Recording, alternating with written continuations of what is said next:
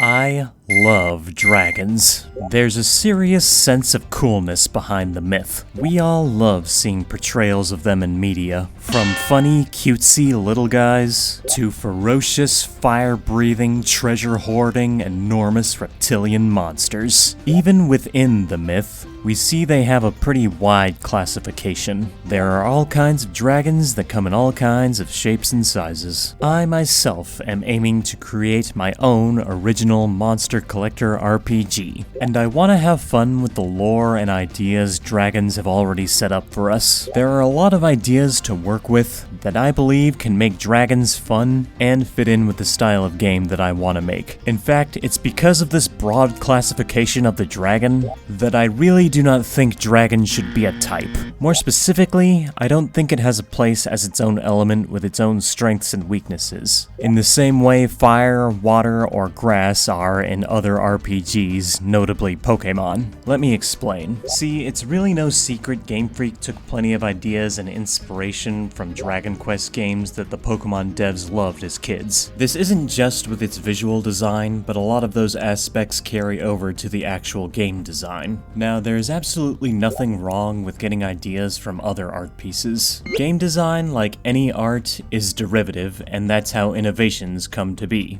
I believe what matters is ultimately the immersion and execution being improved from that inspiration. Frankly, I am of the opinion a lot of Pokémon's execution did not go very well, but we will get into that in a bit. To explain the possible origin of Pokémon and its dragon type as an element, we have to go back to that influence of where it came from. You see, Dragon Quest has had a monster family system since Dragon Quest III. Among these families includes the Dragon family. By lore, they make it clear in The Adventures of Dai how dragons are considered the strongest of all monsters. This isn't just fancy, cool-sounding flavor text either. They actually program the games so dragon family monsters have overall higher stat totals compared to monsters found within the same level range, making them a significant obstacle to defeat throughout the games. This, along with the Dragon Lord being the big bad boss in Dragon Quest I, was no doubt one of those things that carried over with how Game Freak designed Dragonite. Dragonite in its debut in Red, Blue, and Yellow has the highest stat total of any non-legendary Pokémon. It also has a pretty wide move pool to take advantage of that, with a weakness to its own typing, Ice, and Rock, thanks to a secondary flying type, but key resistances like Fire, Water, and Grass types. In-game, it proves to be the toughest opposition to any of the starters and the team you have chosen on your way. Dragonite, as it was portrayed in the anime episode Enter the Dragonite, remains one of my favorite scenes ever. Watching it snowball through half of Ash Ketchum's team to accentuate how powerful they wanted to illustrate it was a magnificent art piece to me. However, Dragonite, like many Pokémon in Generation 1, was a victim of a lot of experimental game design and ideas that didn't really work in hindsight. Going back to Dragon Quest with a monster family mechanic, it does not strictly decide what a monster's elemental strengths and weaknesses are. Those are treated as a completely separate factor in most games. Sort of like egg groups in Pokémon. You have Pokémon like Charmander, which is part of the Dragon Egg group and can breed with other Dragon Pokémon in the Egg group, but this serves no purpose in direct battle, like breeding for a special Charmander that is weak to Ice and Dragon moves like an actual Dragon-type Pokémon would be. Dragon Quest, for a long time, has had skills and weapons that boost damage against members of specific families similarly to elemental weaknesses. This is seen in a couple of RPGs that occasionally try species-based damage, like Shin Megami Tensei, or even some gacha games, where units do stronger damage against units from a different faction. This could lead to some over-the-top damage stacking if you not only had a species advantage, but also an elemental advantage. This, no doubt, carried over with Pokémon making Dragon its own element, rather than just making it an egg group from Gen 2 onward. However, Pokémon never adapted a species-based damage system, so instead the Dragon type came came with its own resistances and weaknesses due to how Pokemon's system works. As such, making Dragon an elemental type comes with its own hiccups that fall under that system when it comes time to course correct. The physical and special stat of Red, Blue, and Yellow was weird.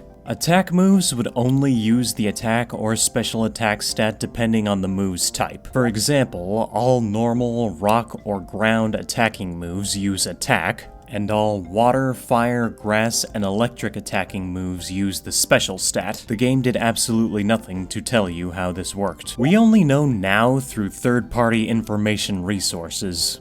In Pokemon's system, we have the same type attack bonus, which means a Pokemon will deal more damage using moves that are the same type as the user. For example, a Thunderbolt from a Pikachu would do more damage than a Thunderbolt from a Meowth, even though they have similarly terrible special stats. I bring all this up because even though Dragonite came with a massive 134 base attack stat, any Dragon moves that would be unique to it that deal damage would be using its worst special stat, because Dragon moves only use the special stat, or special attack, in Gen 2 and 3.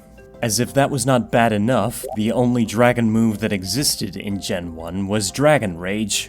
This move, with its super cool sounding name, portrayed with impressive power in the anime, does a fixed damage of 40 HP in actual gameplay, meaning Dragonite could not even benefit from any stab or damage boost using the only Dragon-type attack it had. That is why Dragonite in Red, Blue, and Yellow metagames uses normal moves that use its attack stat. It couldn't take advantage of stab, but it also couldn't utilize its higher attack stat for coverage, as most of the other moves it learned use the special stat. It took them years to remedy this with things like the physical special split in Diamond, Pearl, and Platinum, which you could argue was already a feature any other JRPG had for decades by that time. Not to mention moves like Outrage, Dragon Dance, and Dragon Claw pushed Dragon offense to some ridiculous levels for hyper offense shenanigans, due to Dragon only having one resistance in Steel. It also did not help that most Dragon-type Pokemon got a ton of coverage options that let them steamroll over stuff that would hurt Dragons. Moves like Flamethrower, Rock Slide, Fire Fang, and Earthquake hurt the Ice types, and a fair bit of other mons that could hurt Dragons, and break through the Steel types that could withstand the Dragon-type attacks. This led to Pokemon like Salamence and Garchomp proving to be very over-centralizing in unofficial singles formats of Diamond, Pearl, and Platinum, and still remaining strong going into Black and White. Of course, it also helped that Dragonite got a new ability in multi-scale, so it was not just overlapped to hell by Salamence. This, of course, led to Game Freak not bothering to buff Ice-type Pokemon to more easily deal with Dragons. They could have introduced more Ice-type moves that could be learned by more Pokemon. They also could have made more Ice-type Pokemon that are glass cannons, which proved to be effective in the metagame, while slow, bulky Ice-type walls with numerous weaknesses proved to be very ineffective after the physical and special split. Instead, they created an entirely new type solely to counter Dragons, Fairy. I would argue that caused even more issues since it helped improve monsters that were already proving to be formidable like Magic Guard Clefable. By the time they finally had control of the Dragon type in Gen 9, the Ice type finally got a buff through Snow, which boosts defense, and now we have moves like Ice Spinner with greater distribution and a larger number of those faster Ice types to outspeed those Dragon types. Those slow and bulky Ice types finally get something to help their defense, and Glass Cannon Ice types have a chance to take a hit before they're taken out in a helpful weather condition. A whole whopping case of too little too late though, because as of writing this, the new terastallization mechanic can have the main Dragon Pokemon just skip their typing altogether and change to a different one. The one thing Ice-type Pokemon and Ice-type moves were supposed to be elevated for, and now there was a chance that they couldn't even do that job right. It's even funnier when you consider that, as of writing this, Dragonite pretty much used this mechanic and went back to square one, relying on normal moves like Extreme Speed in the meta, and finally getting that stab boost he so wanted back in Gen 1. Stuff like this only further goes to show Pokemon's elemental matchup chart is pretty lopsided. Not all types are created equal, which leads to certain Pokemon with super good types, such as Dragon and Steel, to cause some major issues in practice. Now, I am not saying Dragon dragons should not be strong. What I am saying is that I believe there is better game design to go about this. Dragons being strong is still some flavor we can work with, especially when we look at good game design from other games. Level 5 is an independent game studio that helped develop Dragon Quest VIII.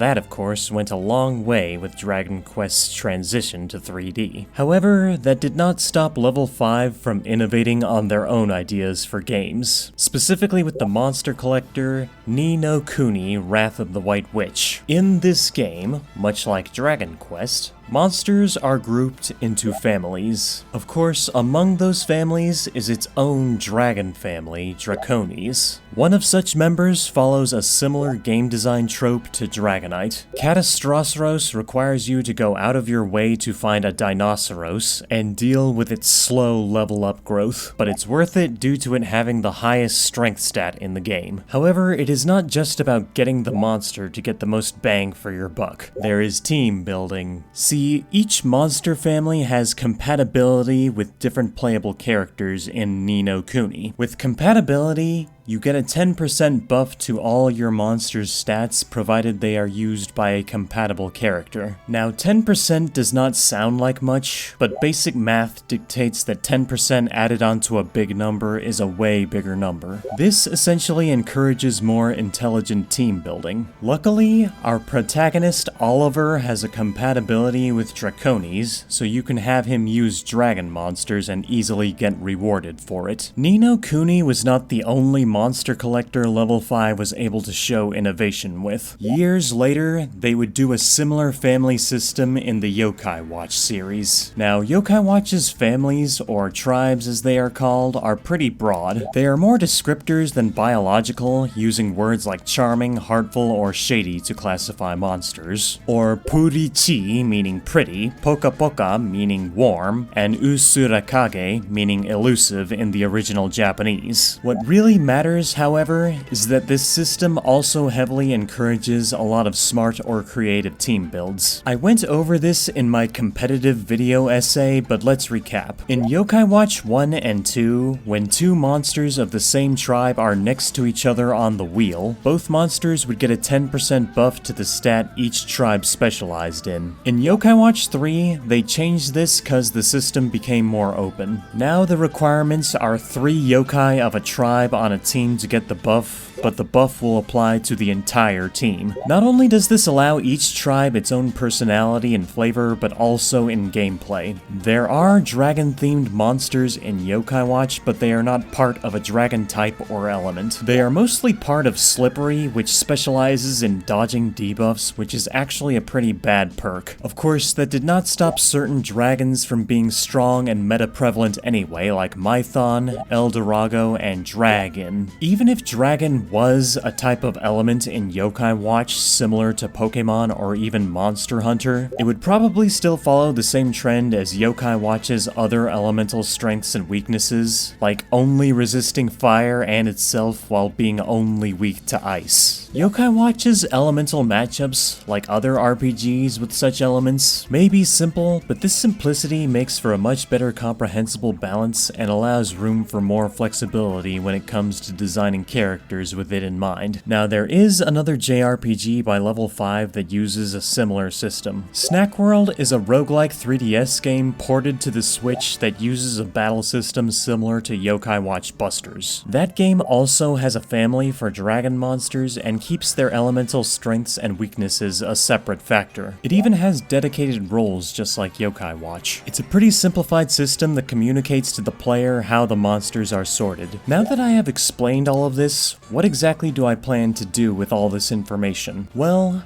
I want to explain how I want to handle dragon monsters for my own game ideas. I want to look towards Dragon Quest, Pokémon, Yu-Gi-Oh!, Snack World, and several other sources for the flavor, but have the gameplay ideas derive mainly from Yokai Watch. My idea is that I'll make Dragon its own family for classification, and we make it so that when we have at least 3 Dragon family monsters on a team together, they would buff the strength stat to the whole team. The dragon monsters in question could have their elemental strengths and weaknesses be a completely separate trait. That way you are not weak to any one element. You can also have the dragon monsters on your team serve completely different roles, such as having a healer to help keep your allies alive, a ranger to help with buffs and debuffs, or a tank to help you play defensively. As long as at least 3 of the monsters on your team of 6 are dragon family members, you would get that 10% strength buff to the team. This opens up for way more team build variety, because any physical attacker that is not a dragon family member would still appreciate the buff so they can hit even harder. Much like Yokai Watch 3, we can also make it so that if the player builds a full team of 6 dragons, then it would go from a 10% buff to a 20% buff. We'd be getting thematically appropriate dragon power. It plays off the flavor of Dragon Quest and Pokémon where dragons are meant to be strong, and it takes advantage of Yokai Watch's system where creative team building is encouraged. It also gives me plenty of room to classify certain things as dragon, such as reptiles and dinosaurs and even myths that would make sense. One thing I'm trying to keep in mind while doing this is to keep the family on the scarce side. Part of what makes dragon monsters so cool from a game design and flavor perspective is their natural scarcity. They feel special because they are so few and far between, and when they do appear, many aspects of their design demand attention. This ranges from the look and size of the dragon to what it can do in battle, or how the story and world treats the dragon from its narrative. It's been difficult trying to evenly distribute traits evenly among a small roster. That said, I have intentionally been aiming to keep the total of dragon family monsters to be the smallest compared to any of the other families. Even with keeping their total members scarce, I have had a lot of freedom to classify things as dragons like this dude. Easily one of my favorite designs I have made so far. I'm aiming for a design philosophy like Pokémon where I take things I liked as a kid or just shows I enjoy and do whatever I want with them in the vein of Digimon. In this case, it's based a lot on Etemon from Digimon, Kenji Harima from School Rumble, the Basilisk as portrayed in Delicious in Dungeon, all flowing into the cockiness of roosters. It also makes sense to classify a basilisk as a dragon, which is another common criticism for Pokemon's dragon classifications. So, to recap, it makes more sense, especially for gameplay and good game design, that dragon should be a monster family and not an elemental type. Just make ways for monster families to carry that family aspect into the gameplay in ways that also make sense. Because of all these things I learned from playing a variety of games, I ultimately believe that dragon really should not be a type, at least for the kind of game that I want to make.